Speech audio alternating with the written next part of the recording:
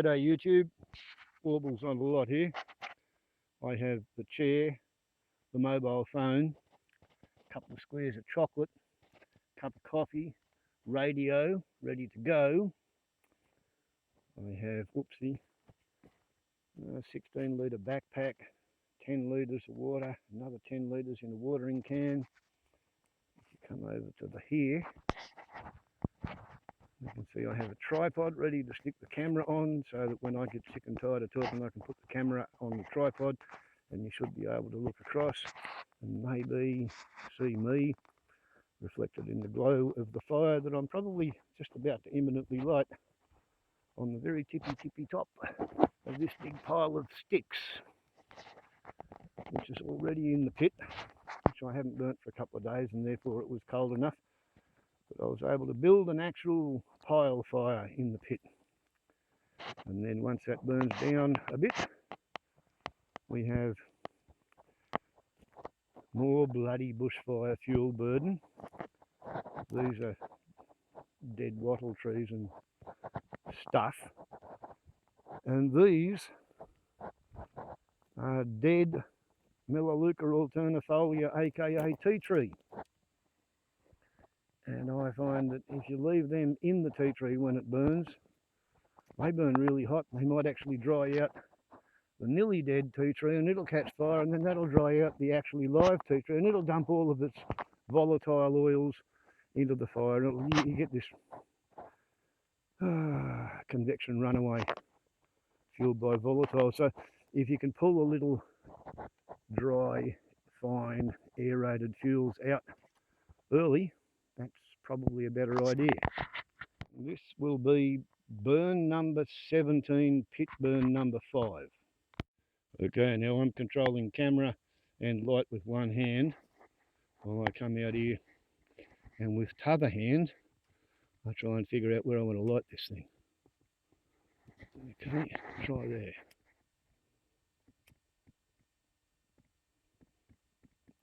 We did have 3.4 millimetres of rain last night.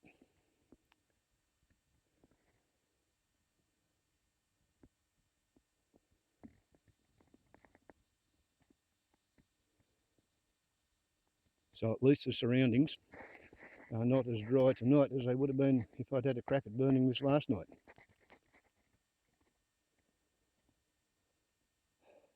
And of course the idea with this is that you construct your pile with a bit of a lattice grid at the bottom and then a TP on top of that, and then you pile some fines up on top of it and light it at the top, and then you have a little fire at the top that burns its way down. That's at least the theory.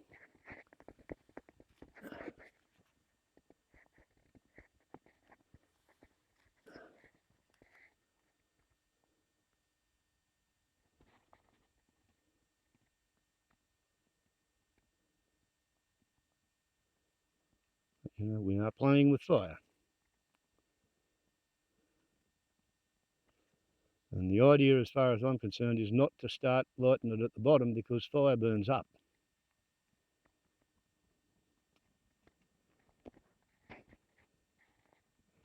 And if you light that at the bottom, the fire will work its way in from one side, and that side will collapse first. And when it collapses, the whole bloody thing will fall over.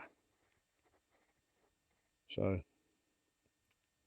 therefore my theory on pit burns, or pile burns, is light them at the top.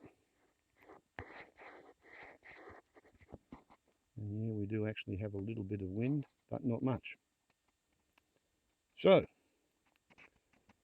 I can keep that vaguely in the frame while I come back over here and have a crack at my cup of coffee, which has probably gone cold because I put it here half an hour ago.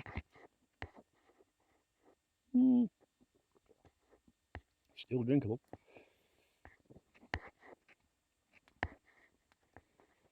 I am in fact surprised. I thought it would have gone harder than that, earlier than that.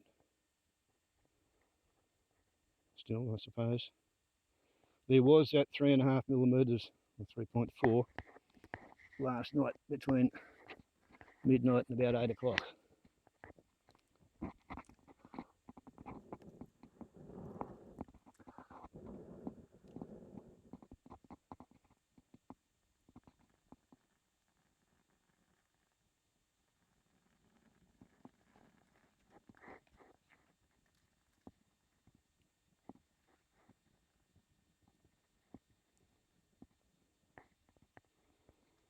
Some of these leaves are not actually as dry as I thought they were.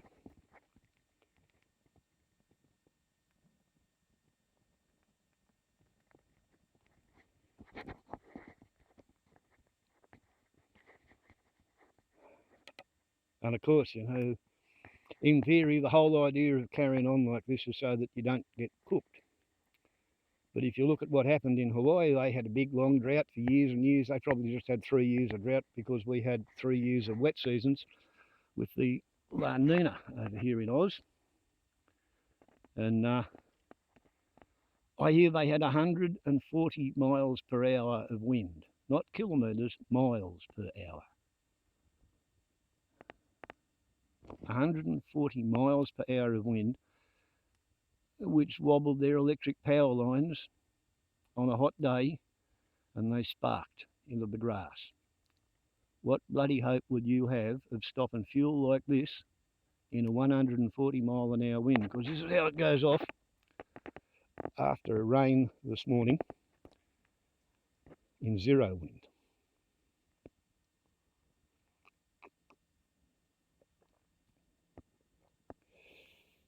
And however much hazard reduction burning they did, they should have done more. That's really all I can say.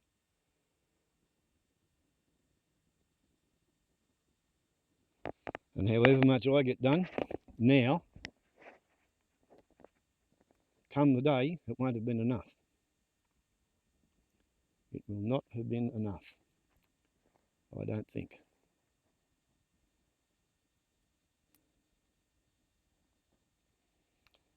And apparently there's a whole bunch of people who are starting to float hypotheses regarding green space lasers setting off the bloody fires in Hawaii because they reckon there were green trees left unburnt the day after the houses beside them were flashed and turned to ash on the ground.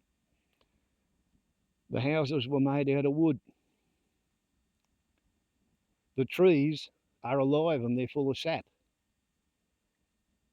You don't get a living tree to burn.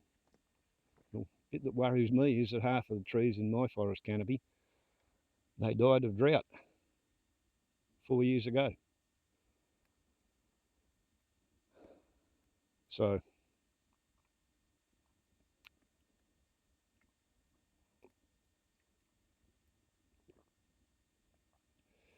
it makes a pretty big difference as to whether your tree is a deciduous or a eucalypt, and it depends on the kind of eucalypt as well. And for my sins, I bought 100 acres of stringy bark wattle and box. And wattle burns hot and long, and stringy bark burns hot and easy. And wattle, well, sometimes it burns really hot and sometimes it goes rotten very quickly. But 60 feet high, 20 metres, air-dried, fully cured firewood with waist-high dry dead grass and sticks and leaves underneath it. I've got to do something, and this is the best I can upthink.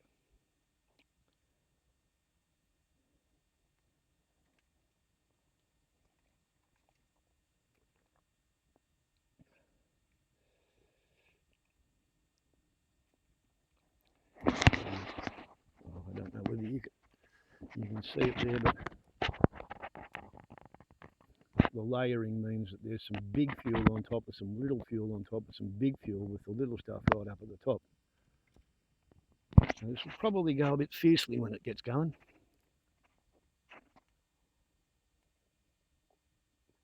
But at least it should all fall in and stay in the pit.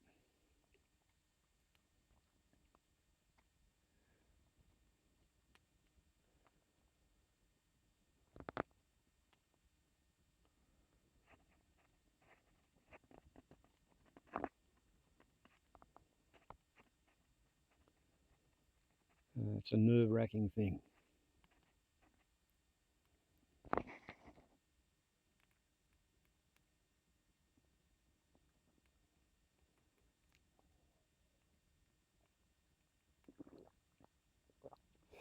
And the other news today is that a bloke in America got his 4th indictment, another 13 individual counts against him. And this one's a RICO charge, racketeering, influence and corruption. So everybody in the 19 is being charged with everything that they all did. So the fact that Trumpy's only got 13 of the 41 charges that he personally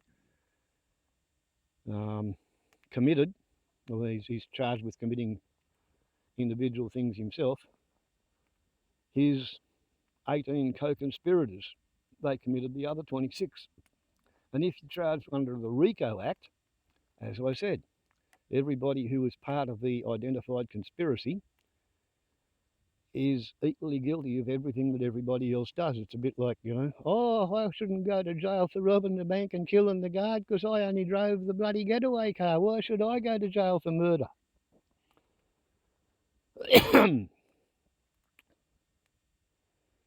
And racketeering, it was the RICO charge. They were put together for mobs, organised gang violence. So to invoke this business of a conspiracy, you have to have 12 or more conspirators. Well, Donnie's got that too, you see. That's not the Federal Conspiracy Act under which Trumpy separately charged for the Mar-a-Lago documents theft and hiding. And it's not the federal conspiracy where he's charged with trying to defraud the entire nation of America. This is just where he's charged with defraud and conspiracy in Georgia. And that's apart from the business in New York where he's still being, well, charged and prosecuted. Well, on the one hand, for overvaluing his assets when he was trying to borrow money and for undervaluing his assets when he wanted to pay tax on capital gains. But the really big one, as I understand it, he used his lawyer Michael Cohen to make a hush money payment to a prostitute that he had an affair with briefly years earlier, shortly before he announced his run for president. Michael Cohen paid the ex-prostitute $130,000 out of his own money as a lawyer, business firm. And then Trumpy paid the lawyer something like $150,000 so that the lawyer was recompensed for the money he'd laid out to the ex-prostitute. And then there was a percentage on top of that so that the lawyer could declare the $150,000 as being income and he could pay the income tax on it and he would still have his $130,000 that he paid the ex-prostitute. And then Trumpy wrote off the money that he paid his lawyer as a legitimate business expense and he got that $150,000 taken off his taxable income. So he ripped off the Internal Revenue Service to the tune of false declaration about his legal expenses because it wasn't a job of legal, beagle and briefcase searching documents or doing anything else like that. What it was bribing a prostitute. And then the icing on the cake was Trumpy used money from campaign donations to pay the lawyer. So that's what the big brouhaha is in New York. And you know they're out for him for very definite actual crimes. And that's apart from the fact that as soon as he got a $5 million judgment against him saying that he was liable for the damage he had done when he sexually assaulted a lady called E.G. Carroll, he got out of court and he got on TV and he had a crack at getting people to believe that because he was only found guilty of sexual assault, therefore that wasn't rape, thus and because she was defaming him by saying that he was a rapist. Well, the judge who issued the order for him to pay the money got involved in that one. And what he said was, no, No, in the minds of the public, sexual assault to the degree that you did, it's only not rape in New York, because in New York, in order to be called rape, there has to be a penis going into a vagina. And nobody was able to tell whether it was Trumpy's penis or tiny little misshapen mushroom, according to Stormy Daniels, who appeared earlier on in the story, or whether it was his finger. He's not one of the stallion type human males. Not at all. He's more like one of the bunny rabbits. Tiny little dick pricks, forever overcompensating their inferiority complex by trying to prove what a great big powerful tough man they'd like to be, if only. You add that onto the fact that the only time his father ever paid attention to him was to abuse him for not having been cruel and vicious and nasty enough and not having made enough money.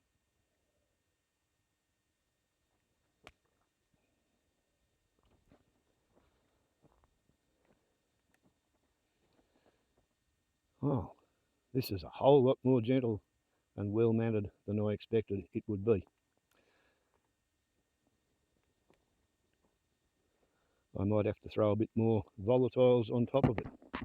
Right, that's a bit more like it. More better entirely, eh? So, where was I interrupted? I think we were talking about how Trumpy's tried to sue E. Jean Carroll. That case has been thrown out. E. Jean Carroll then sued him again for defamation, as well as the time she sued him for defamation back when he was president, and that case had been put in abeyance because Bill Barr was saying that he was going to have a crack at keeping Trumpy out of court because he did it when he was president. Therefore, the Justice Department was going to defend him. But then Bill Barr sniffed the wind and he decided not such a good idea. But he didn't decide that while he was the boss. It wasn't until Merrick Garland decided the Justice Department's not going to defend Trumpy for what he said about E. Jean Carroll while he was president. So he's got 2 more defamation cases against her to go. And she said to the judge that the jury's findings and the previous evidence in the previous case, which was E. Jean Carroll case number 2, which was the first one that he brought against himself after he stopped being president, those findings should be determinative in the other 2 cases. And I think that judge will probably say, yeah, that's fair enough, and hit him with exemplary punitive damages for 2 more defamation counts. So it's very, very difficult to see how Trumpy's ever going to continue his campaign. But there's a bit of a problem with expecting him to drop out, and that is, on the one hand, he's a malignant narcissist. And on the other hand, he has literally generated a personality cult of people who think he's an emperor god king. Oh, a kangaroo hopping around. Yeah, so he's got people who think he's their emperor god king. How are we getting the light on that? That's firelight, and that's head torch light. And there's a great curiosity as to how many of the people who say that they would vote for Trump would actually vote for him. How many of the people who say they'd vote for him no matter what are serious about it? And at the moment, as I understand it, the numbers run something like this ways. 40% of American eligible registered voters are Republicans. 40% of Republicans are absolutely welded on die-hard Trump supporters. Wouldn't matter what he was found to have done, they wouldn't believe it, and they would want him to go back in there and be their president again. And 40% of 40% is 16%. So 16% of the registered eligible voters in America, they think Trumpy should be their God King Emperor. The sun, moon and stars shine out of him, and that's what they believe. And 16% is 1 in every 6.25 Americans. Right? 1 in every 6.25. And in America there's 350 million people, and there's about 370 million firearms. You can just about see that over there.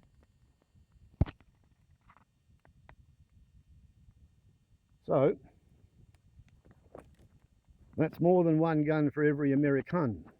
And 30% or so of Americans have ownership of at least one gun. And apparently that means, on the one hand, the average American gun owner has 3 guns, which you would see as being perhaps a pistol and a rifle and a shotgun. Apparently very few American gun owners only have 1 gun, but a lot of them have between 1 and 3. And some of them have 167 guns. So the average American gun owner, technically, has 8 firearms. A little bit complicated, but what it means is 1 in every 6 Americans, actually 1 in every 6.25, but let's call it 1 in every 6, is an absolute, no, 6.25, yeah, 1 in every 6.25 Americans is an absolute rusted on Trump supporter, right? And 2 out of the 6 own a gun, because 30% of Americans own guns, and 1 in every 6 Americans is a Trumpy. So what that gives you is about 8% of America is completely, totally rusted onto Trumpy, and they've got an average of 8 guns each. Yeah? So 1 in every 12.5 Americans that you meet is a rusted on Trumpy with a gun. I hope that clears it up for you. It's the best way I can put numbers around the phenomenon and try to make it come to any kind of a sensible conclusion. There we go. I might leave that like that for a while and go over and sit in my chair for a bit and listen to the radio.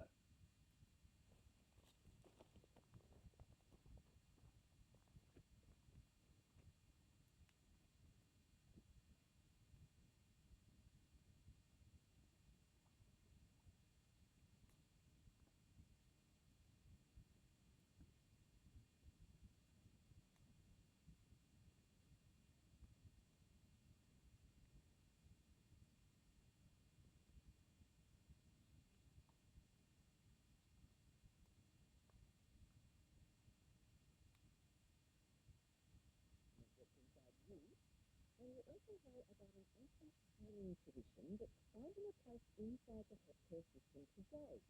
Sound therapy has spiritual science behind it, and it feels like to be completely immersed in sound. Like Matters, a kind of sound healing in itself, we hope. I'm Hilary Harper, coming to you from Nairn, Melbourne.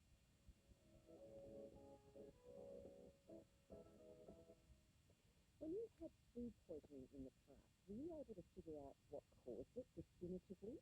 For National Science Week, we're being encouraged to get to the bottom of our own cases of food poisoning, and to learn also how food detectives track those toxins down at the source. Professor Julian Cox is a food microbiologist from the University of New South Wales and the scientific director of the Food Safety Information Council. Julian, great to have you with us. Good morning, Harry. I'm very glad to be with you. I'm glad we could nip you off your plane. You found a quiet spot in the airport to talk for a fair handy, thank you. Tell us a bit about the biology behind the case of food poisoning. What's happening to our bodies? Well, there's a spectrum. Food poisoning can be almost asymptomatic, so you may not even know that you may have mild flu-like symptoms. You might have what most people might think of as food poisoning, that typical gastro, maybe some vomiting, maybe some diarrhea. But you can have a range of complications. You can have problems with your brain, with your liver, with your kidneys, and of course food poisoning can even be fatal. Yes, and we've seen that in a case in Victoria at the moment. Very, very tragic. So how many different kinds of food poisoning are there? Well, many. And again, I guess hopefully we're past the breakfast hour because, maybe we get into some detail that isn't palatable for the listeners. But, just for example, in terms of diarrhea, you might think diarrhea is diarrhea, but really there's a multitude of stools that can actually be responsible. So, you may have what we call a loose stool. And again, you may not even think of that as food poisoning. But, you can have toxins that create a lot of influx of water into the gut. We end up with a really watery stool.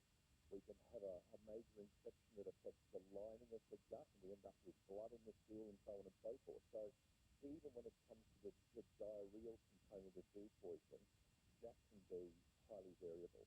Life Matters, covering the difficult topics as always here on our end. Professor Cox, when we talk about food poisoning, I guess some people might think, oh, well, those symptoms are just something that disagrees with me. How can you say when it's crossed over into food poisoning proper? Look, that's a really, really interesting point because, yes, at times there may be something, that word is perfect, but something that disagrees with you. I mean, I've been on travels overseas, and I've had a little bit of an upset tummy, maybe just for a day, and I've put it down to adjusting maybe into the local water supply. So it is difficult to actually decide when the line is being crossed, and in yourself you can't necessarily do that. The best advice is to seek medical advice. If you think you've suffered food poisoning, it really helps to at least report that maybe to your regular doctor if you're at home or to medical authorities somewhere, and then, if possible, to be able to have a sample taken that can be investigated, because this helps authorities understand the basis of food poisoning, what sort of foods, for instance, are responsible, where do we need to prioritise our management in the food ecosystem to try and reduce the incidence of food poisoning. And really that starts with you or us as consumers. I mean, I'm a scientist, but I'm also a consumer of food. And there's a responsibility to try and help identify when food poisoning occurs. But yeah, we can't necessarily know in ourselves. And perhaps this is something that's happened to you. You had an upset tummy or some loose stools, as Professor Julian Cox has been describing, and wonder if it had been food poisoning. Were you able to definitively find out? I had some friends had what we thought was just a case of a frost too many late nights out and carousing, but it turned out to be giardia, and on and on and on. And perhaps some questions for Professor Julian Cox. I have a friend microbiologist from the University of New South Wales, and because we're talking about food poisoning, it's also very useful that he's the scientific director of the Food Safety Information Council. Textile, my husband had food poisoning in July and spent 11 days in hospital, salmonella and E. coli. Well, I'm pretty sure I know where he picked it up. I don't know what the food was actually prepared in that particular restaurant, as many small cafes buy food pre-prepared, but it was a frightening time. How hard is it, Julian, to pin down what the cause of a particular outbreak might be? It can be very difficult, Terry, and this is the problem that most people blame the last thing they ate. And that may be the case if we're talking about a rapid onset of food poisoning. So sometimes, for instance, it can be as rapid as, say, 15 minutes after consumption of a food when a toxin is involved. So that example that you just started from the text, someone talking about salmonellosis, it can actually take several days for symptoms to start to appear. So it's not what you ate last night for dinner. It may be what you ate last Sunday, for example, or even earlier. And then the duration really depends very much on the nature of the organism that's responsible. So again, if we talk about fried rice and what we call a mimetic syndrome, that's the sort of thing that can happen very quickly because there's a preformed toxin, bugs have grown and produced a toxin. The toxin acts very quickly in your body. When it comes to something like salmonella, there's an infectious process in the salmonella has to infect the gut, grow to a level where it's affecting your body, and that's when you start to see symptoms. And then I guess at the other extreme, we've got something like listeriosis, which can take up to a couple of months to appear. And of course, it's been very, very difficult to think about what food might have been responsible. Well, tell us a little bit about those two examples, because there's two Australian examples that fit those bills. There was an outbreak involving salmonella and eggs, I understand. How did people track down where that was and what it in the bag? So the egg one really does go very well to the food detective storyline, because basically cases started to occur, and what happens is the detectives in a sense have to do two things. One is the analytical side, is to investigate the food chain, if you will, and also then try and look for the responsible, in that case, an unusual strain of salmonella. But they also have to be able to tell a story that brings all of the evidence together. And that story is through the process of interviewing, in the first case, the victims.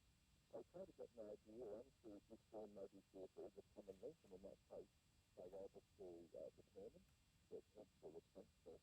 And then starting to look at, okay, what eggs, what brand, where did they buy them from, and so on and so forth, and be able to start tracking back through the food chain to the point of origin.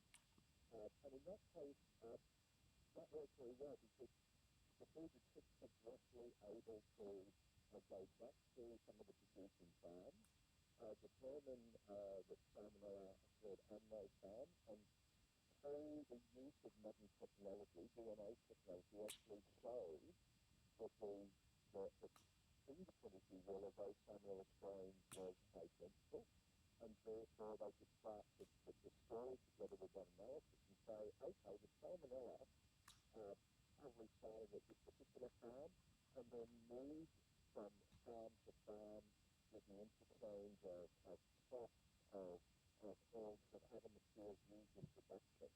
And through that process, actually identified the farms that were contaminated, and start to clean up and also limit any further spread by not allowing material to move beyond those farms.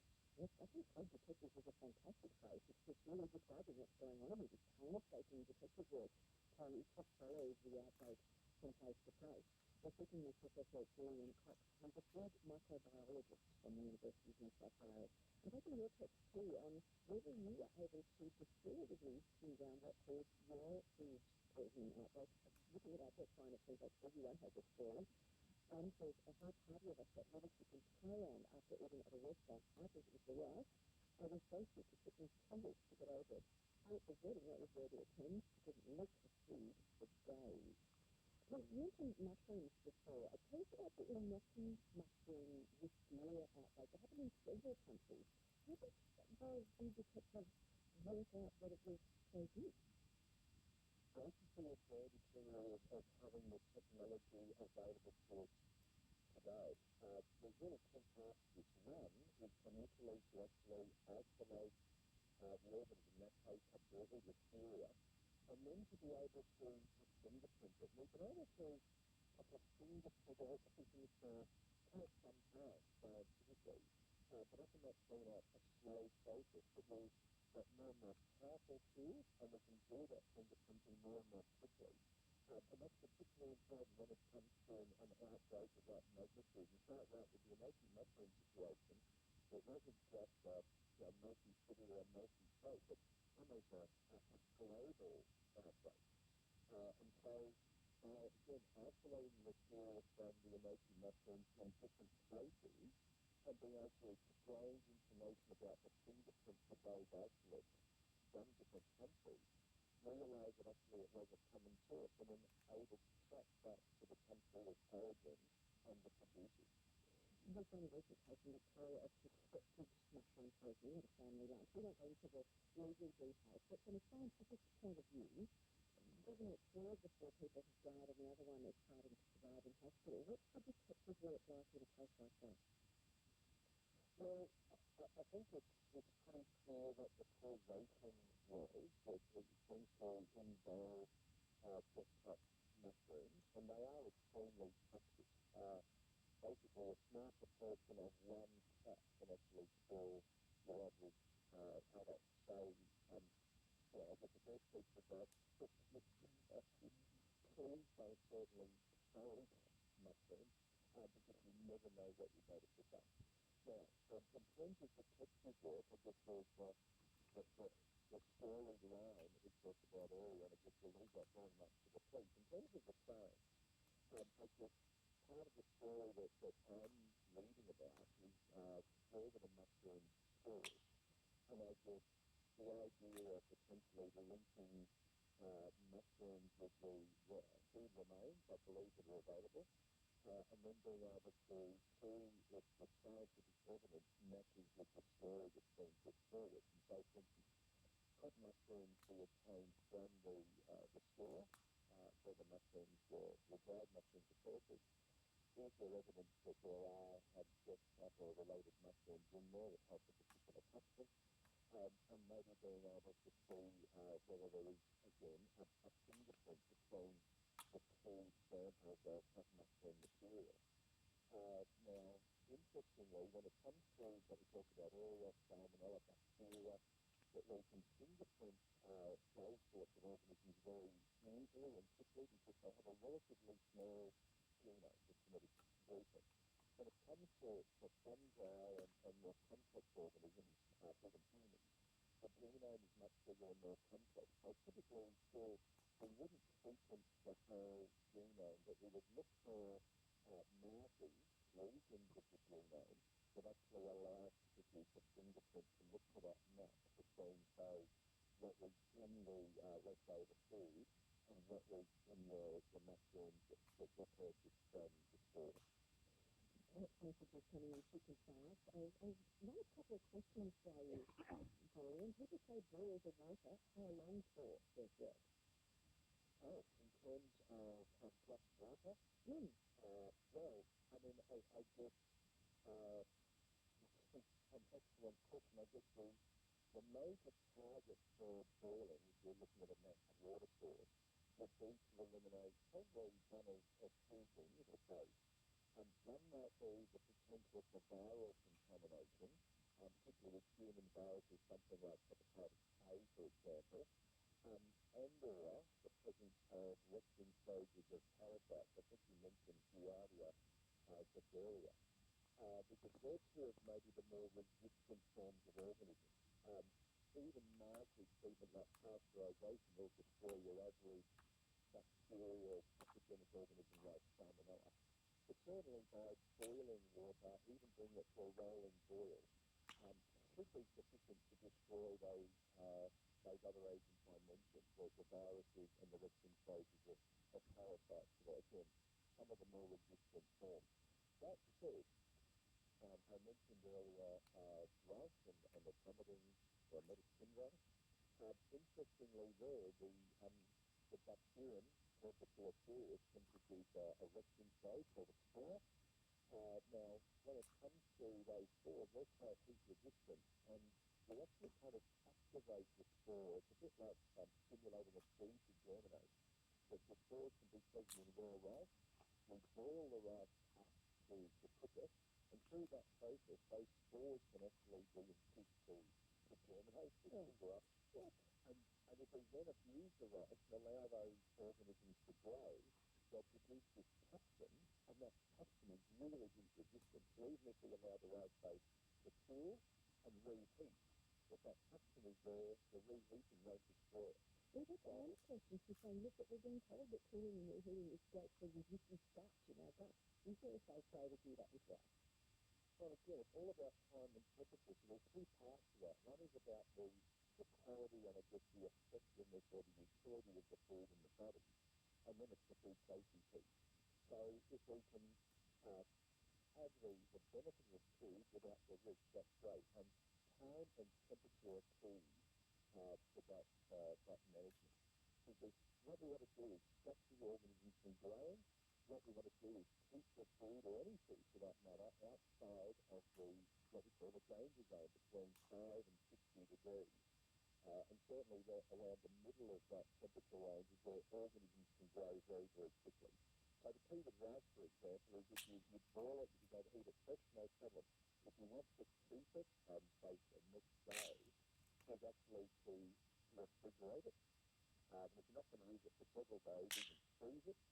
and then bring it out and reheat it when you're ready. And in reheating, maybe add just a little bit of water to help refresh it, because we know that can go a little dry and hard when you cure it. But that's the key. If we leave it from the bench overnight, we're absolutely asking for trouble. I've got a few more quick questions for you during in our time together. On the Victorian mushroom case, the person who cooked the dinner told one news outlet that she bought some of the mushrooms 3 months beforehand, rehydrated and in a packet with a handwritten label. Now, there are laws in Australia around tracking mushrooms and making sure those safety rules are abided by, that it's the right mushroom in that packet. Well, generally what we're relying on is the credibility, the reputation within the food chain, depending on who's producing it and who we source it from.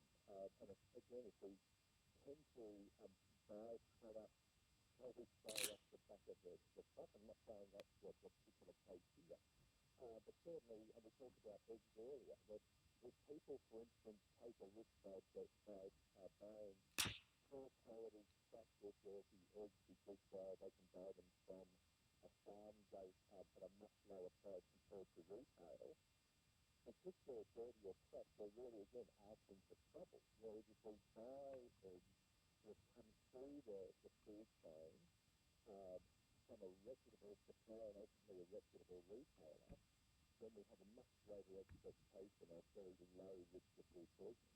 Let's ask a couple of eggs quite quickly. A lot of us believe that, if they're going to get food poisoning, it will be within a day. Is that correct?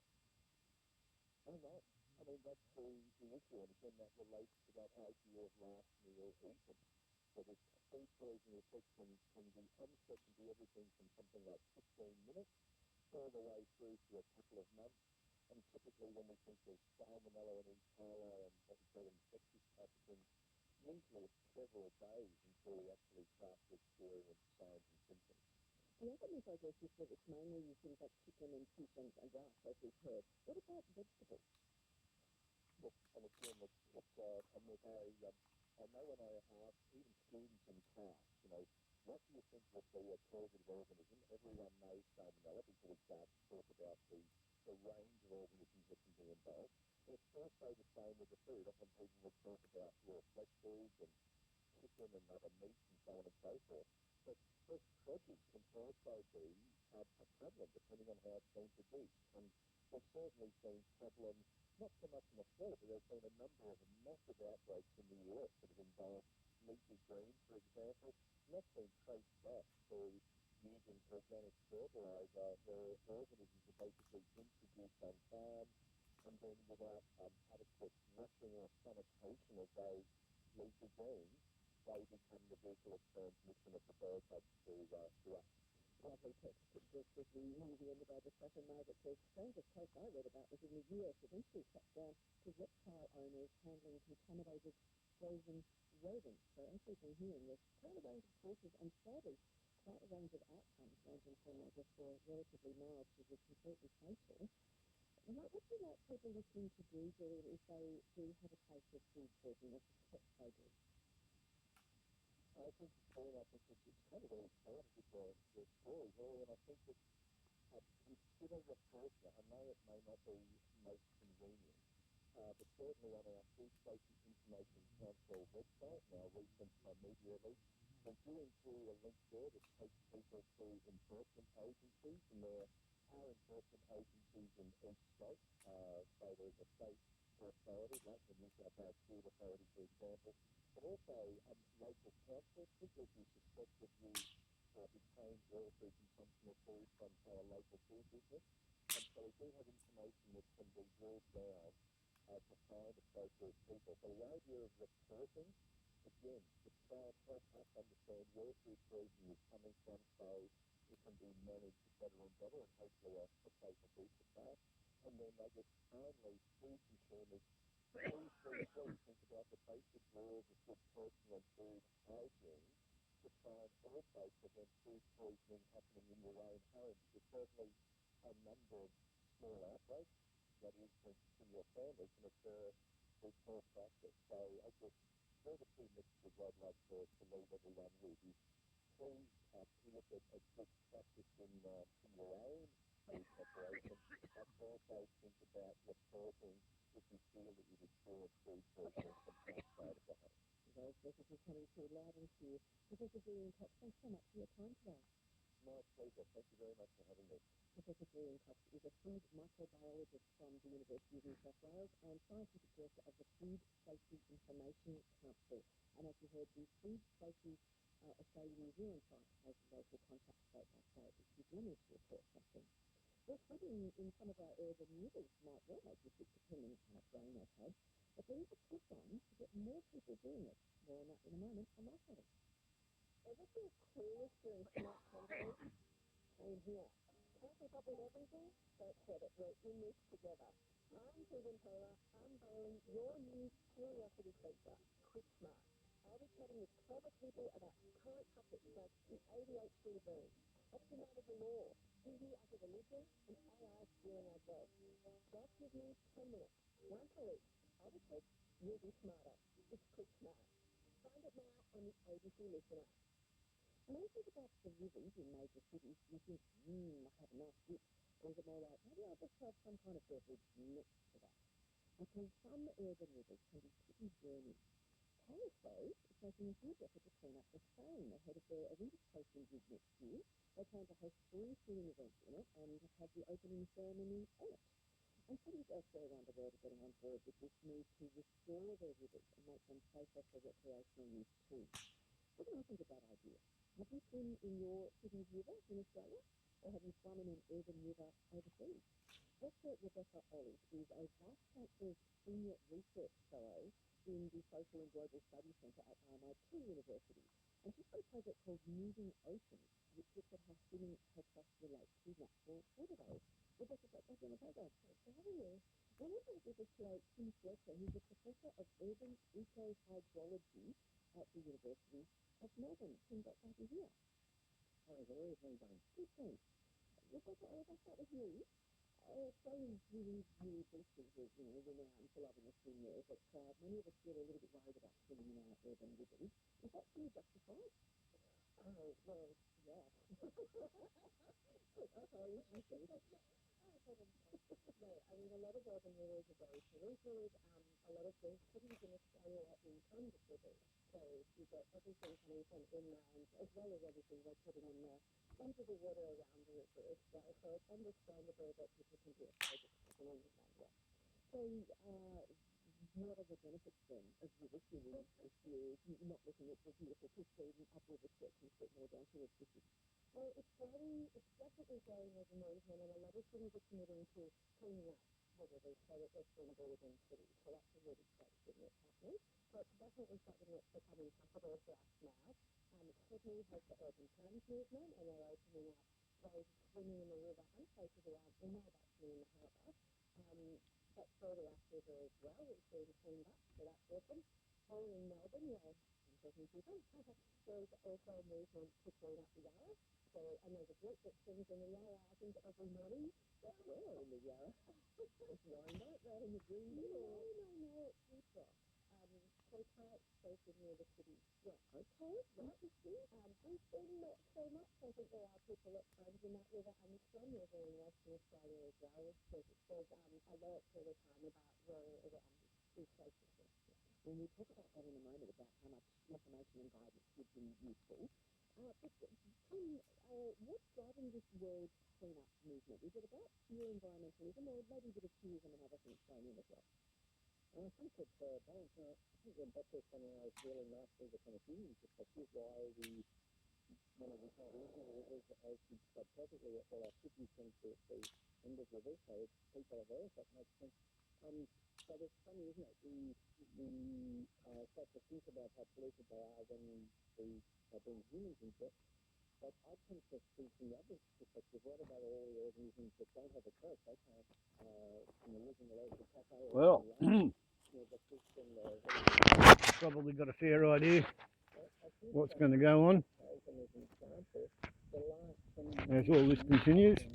Enormous effort to try to reduce the pollution going into our waterways, dealing with the wastewater firstly and now the stormwater. But yeah, it's a huge job given how big the city is and how essentially every square metre of roof or road or footpath creates pollutants that go into those rivers. Yeah, everyone who doesn't clean up after their dog, for example, that causes a problem downstream. So Tim, how far up a river do you have to go to make sure the Dep't mouth? So I'm going to have to go through at least another 2 cycles, and I'd say we're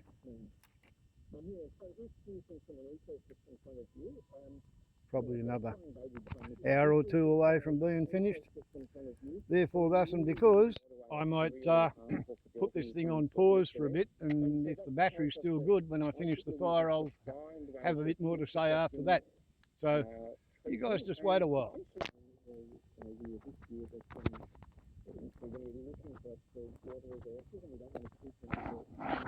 Assuming that the head torch didn't give you too good of a view. Try this one.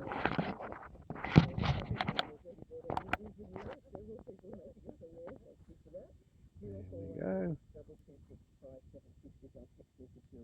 And we're speaking with Tim